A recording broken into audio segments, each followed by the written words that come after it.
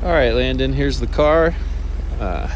Sorry, that's kind of a small video. Our lot is full and the car is a little bit dirty, but you can see we've got a lot of vehicles. This is it. It's clean. Looks very good. It is remote operated, but the car's running, so I can't operate it from the remote at the moment. So when the car is on, you operate the ramp and door with this button.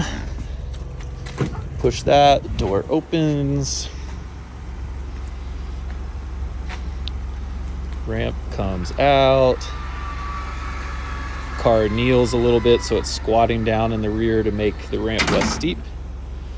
Yeah, that's it. And then close everything up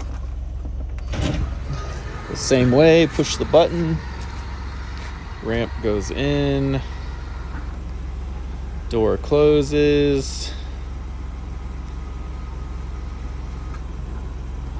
And there you go. That's it.